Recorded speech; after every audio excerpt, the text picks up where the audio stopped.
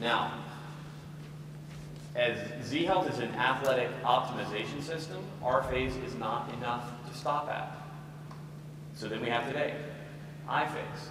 Because the SET principle, which we also mentioned day one, says what? The body always adapts to exactly what it practices, which means that our phase, we're going to teach you a neutral stance, sitting, and lying down. Unfortunately, all of our sports movements involve that. A different foot position, lunge position, trunk position, head, neck, eye, and limb. So now we need another training series that will allow me to continue to add map clarity within an athletic movement capacity. That's I phase. You're using the same process, just in more complicated positions. So the goal for me, do I want anyone to just stop at our phase? Or should you progress eventually? Your nervous system grows and adapts to plastic changes through what? Challenge or habit? Challenge.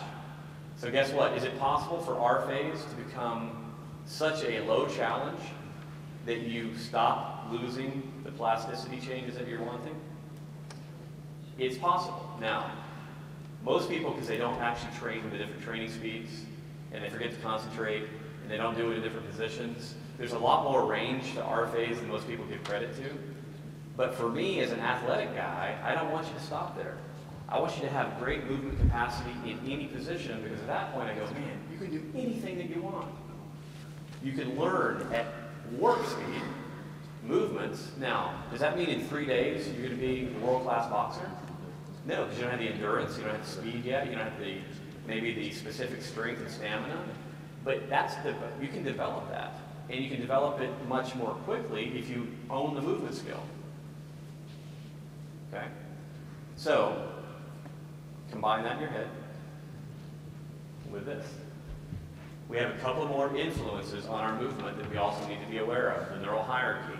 Number one is the visual system, number two is the vestibular system, and then the proprioceptive system. Day one was our phase, all about proprioception. Day two, we dealt with the visual or oculomotor reflexes. You learn to test for each one of those. They're very, very important. You continue to come back to that every week, every 2 weeks, make sure they're functioning correctly, because if your eye reflexes are screwed up, is it going to influence your other maps? Yes, it is.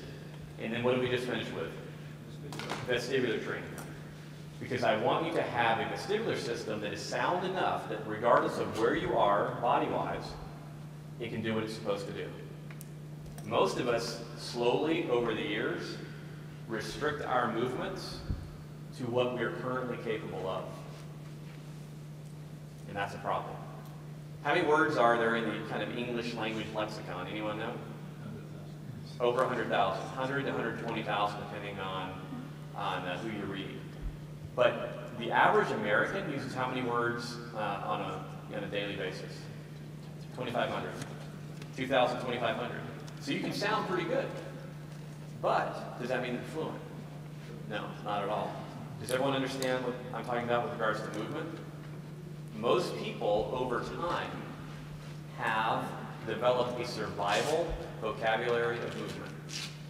They do not have movement fluency. And I think our job for ourselves first as athletes, and then if we do happen to work with others as coaches, is to help them develop movement fluency.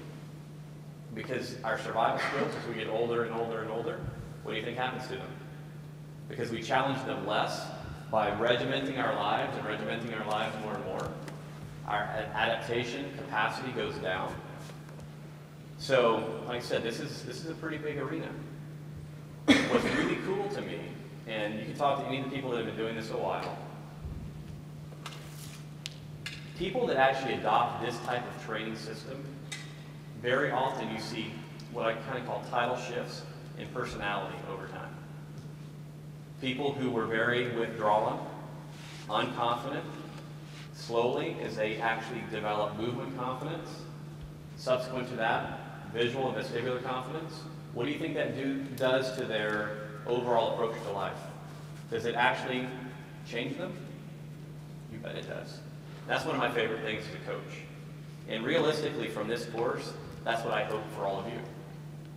I spent 2 days with you, and then tomorrow I'll spend another day, so 3 days out of your life. If I see you 6 months from now, hopefully it's a really different you. Not that you're bad where you are, but we are always, as a company and as a coach, trying to point arrows. Where could we be?